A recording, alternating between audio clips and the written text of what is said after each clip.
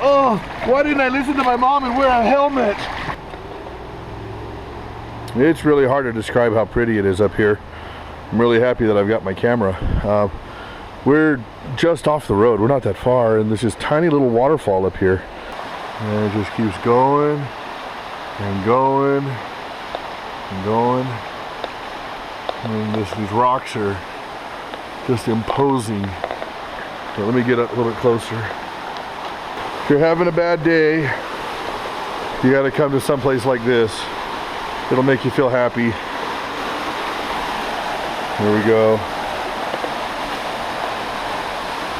And again, just coming up through that rock. And it goes way up there.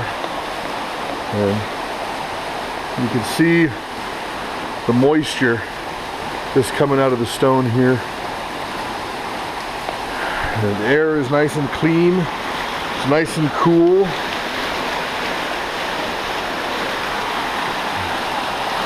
This feels really nice. There we go, get a better look at that.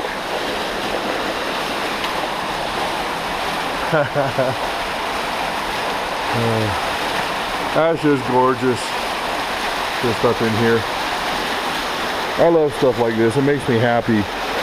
And what's also kind of cool is you see this stone. It's got a kind of a smooth ceramic-like texture to it, as opposed to like that. That's kind of like a sandstone, but it might work anyway. This will throw sparks off of Flint and Steel. Same with that one and that one. So there are plenty of rocks here. In fact, I'll grab this one right here. This bit of quartzite.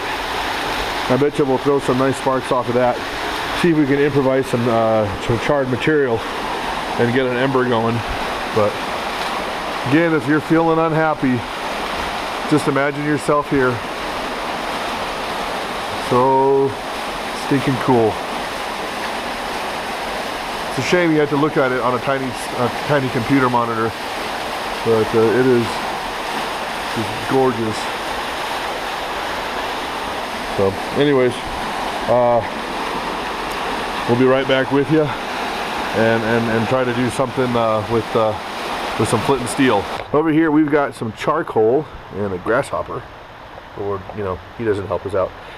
We want to take this charcoal and see if we can find a piece that's dry enough to catch a spark from a Flint and Steel. It's going to be difficult, but we got this mine shaft. People are retards and they like to vandalize stuff, but inside the mine, because I can fit through here, there's a big wad of burnt log right there. See that? So we're going to try to get a stick and pull it out. Hopefully it might be dry enough, might be too wet, we'll see. But I want to get to the inside of it where it actually might catch. Sweet. Okay, we got this big old charred tinder. It feels nice and dry. We might be able to use this. So here's what we're going to try to do.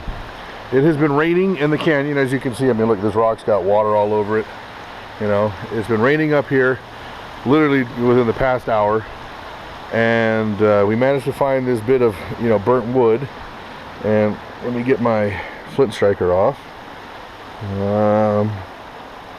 Just 1 second. And all I brought with me was my little my little flint striker that we're making, my little Merkware's Emberlit flint striker, my little dragon. And so we're going to try to get a spark to catch on this bit of charcoal. Hopefully there's a piece in there that's dry enough that we can get it to work. These are a couple of stones that I picked up out of the creek, and they got that quartzite, they got that hardened texture to it, and that's the stuff you want. It'll throw a spark. And then the problem is where do we find tinder? Well, there's a couple options. Over here, my gargantuan friend, just kidding, Lex, check out what he's pulling off the side of this dead cottonwood. Big old dead cottonwood. See that bark he just pulled off? Is it dry? It's dry. Go ahead and pull off that inner bark right off of it. I mean, look at that whole thing. See that he's pulling out of this tree? That's more than enough, Lex. That right there is the dry inner bark of the cottonwood. In fact, we could probably make rope out of that stuff, but we're going to make a big old bird's nest and blow it in the flame, provided we get a coal. This is that big chunk of bark that Lex pulled off that dead cottonwood. And on the inside, you have all these fibers. It's the cambium layer. And this fiber is usually always dry. It's real easy to pull out. You can make cordage with it, but we're going to make a bird's nest. Here's the bulk of it. I mean, it's usually a lot thicker. That's just what's left stuck to this. But this stuff makes an awesome bird's nest. I'll show you how to process it. I really don't need a whole lot, because we're not gonna, we just want to get flame. We don't want to have a whole fire, you know, not here in this little area. But what I'll do is I'll just fold this over, and then it's like I'm pedaling. And you just want to break all those fibers down until it's good and fluffy. I tend to hold my breath when I do it because it sends up so much dust, and I don't want to inhale it. But so you can see. And now what I'll do is, I got a good sized nest. I'm going to pull out. I'll set that aside. I'm going to take this right here, and I'm going to work this extra fine, because this is where I'm going to put that little delicate coal right into the middle of this.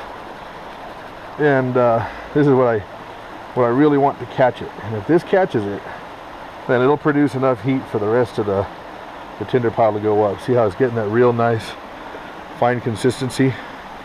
Get rid of some of those bigger chunks. Just roll it through my hands.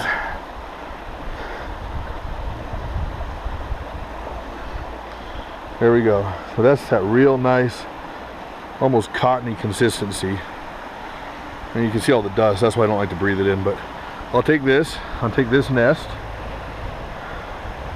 shove that right in the middle of it. And I have enough material here. I'm not worried about burning my hands, but sometimes I'll actually pull off a piece of the bigger bark that hasn't been busted, and I will wrap it around like so. This allows me to hold my tinder bundle together. And grab another bit of this.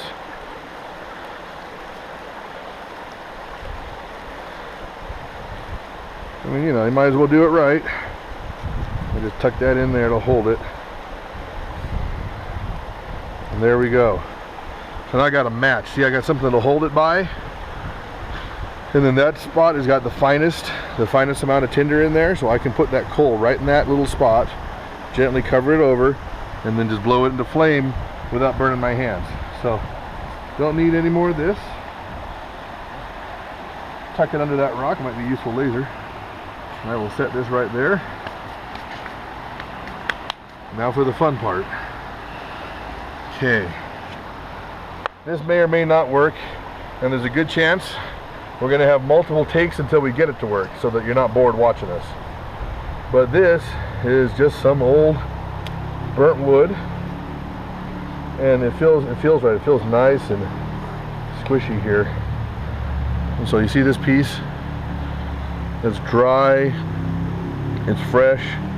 If I can get this to catch a spark, we can blow it into flame. And so here's one of the rocks I pulled out of the creek that you saw me get. So there it is, and we will see if we can get a flame. I've never done this before. This should be interesting. Oops. Yeah, okay, another piece. It's not as easy as holding charcloth, because the charcloth is thinner and you can get it right up against the edge. You see this sharp edge on the stone? What I want to do is I want to get it to scrape the metal off my striker and bounce it into there. So I'm going to take advantage of this little hollow and get the charcoal right in there and see if I can't bounce it. So let me get this thing. There we go.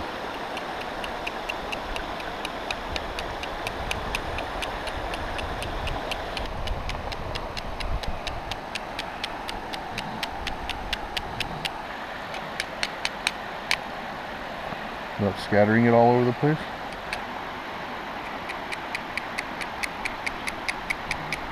Really difficult. Oh, cool. A little ladybug of some sort.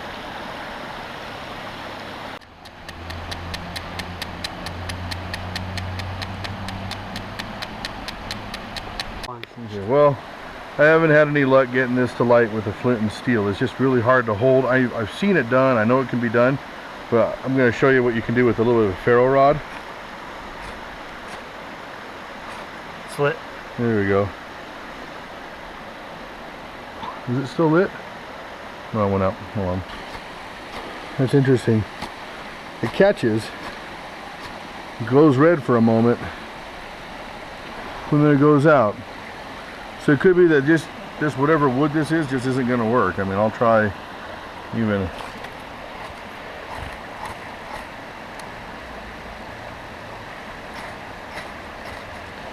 Yeah, you know what? I don't think that this charcoal is going to work for us. We did pull it out of an old mine. You know, who knows? It could have been treated lumber. You know, for I don't know, whatever. But we failed in that respect. However, you know, the idea is most people, if you are smart, you come prepared. So here we have a bit of charcloth, some actual nice charcloth, and here's one of those stones from the creek. These stones, they throw a spark, but they get dull really quick, so you go through them. But good old charcloth, check that out.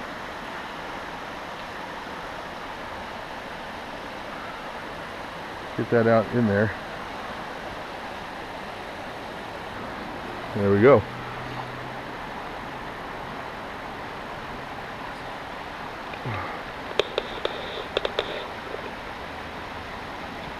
We got fire. It's as easy as that.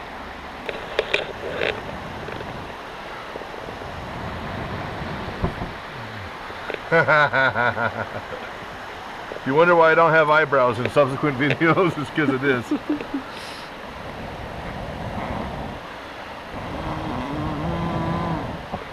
So this is wet weather, dude. You know, still got this stuff to light and burn, even in less than stellar conditions. No, we weren't able to get it with the coal. We'll keep trying though, but figured you'd enjoy this little bit of fire starting. Yeah, look at that thing just smolder. So if we had twigs and, you know, actually had the fire lay going, that would have been no problem.